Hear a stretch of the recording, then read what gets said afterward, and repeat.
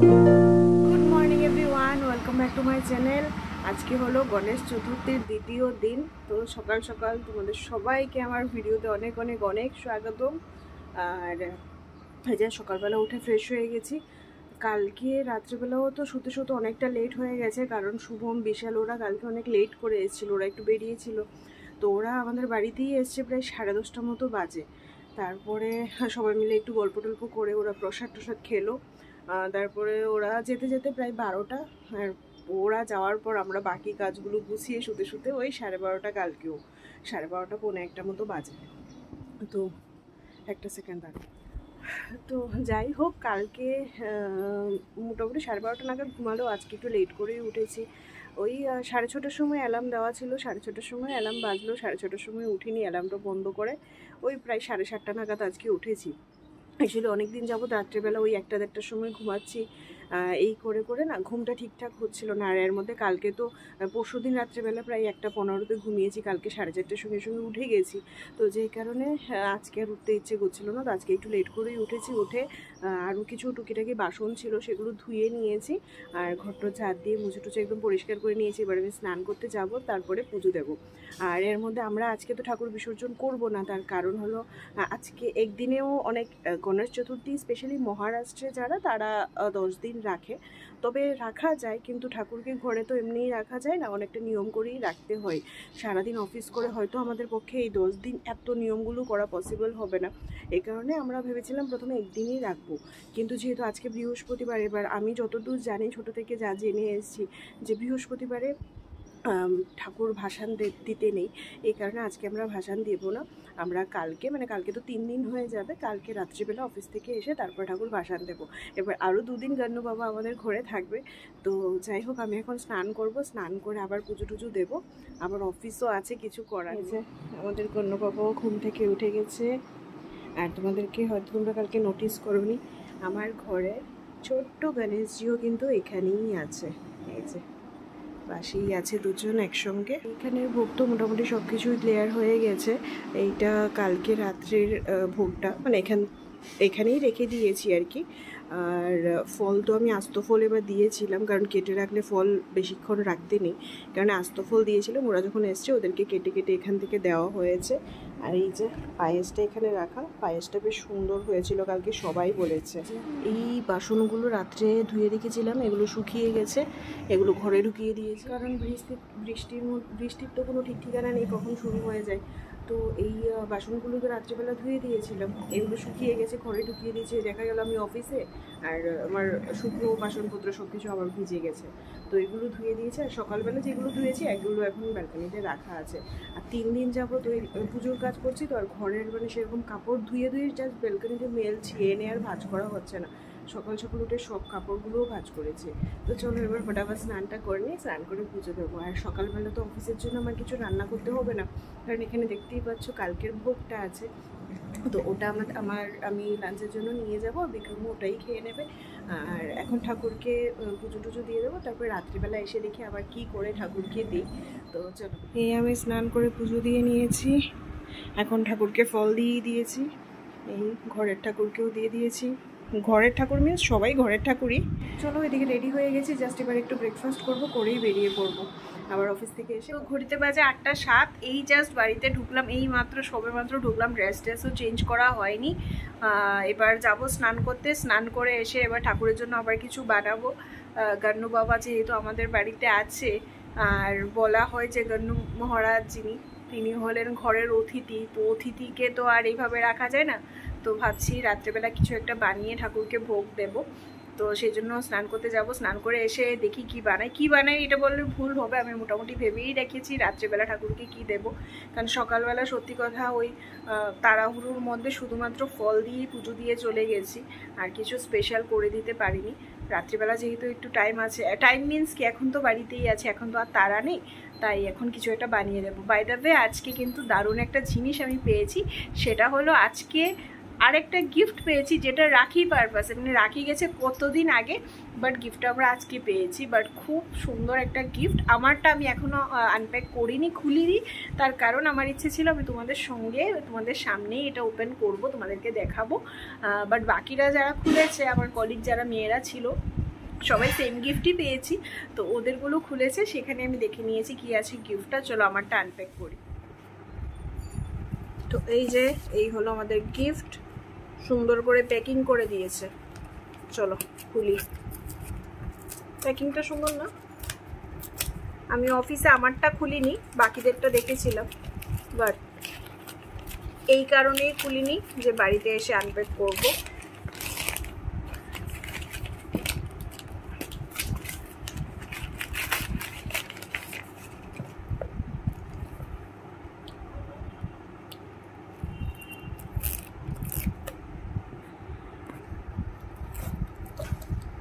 বাবা,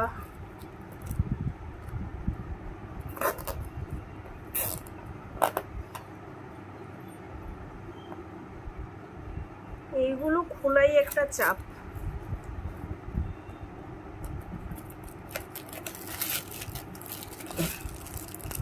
এই যে কি সুন্দর জিনিসটা, দারুণ না? ভীষণ সুন্দর হয়েছে, ভীষণ সুন্দর।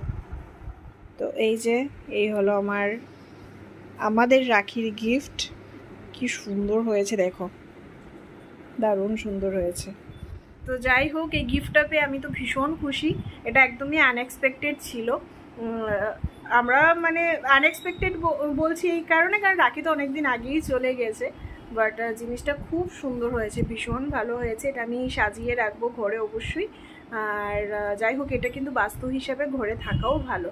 এবার অনেকে যারা বাস্তু মানে না, তারা আমার ভিডিওটা শুনলে মনে হবে যে আবার এই সমস্ত কি বলছে, বাট আমি কিছুটা মানি। আমি জানি যে এটা ঘরে থাকা ভালো। এটা আমার শ্বশুর বাড়িতেও আছে। আমার শাশুড়ি মা তো খুব শৌখিন মানুষ, ওনার কাছে অনেক কিছু সুন্দর সুন্দর জিনিস আছে ঘরে সাজানো, শোপিস।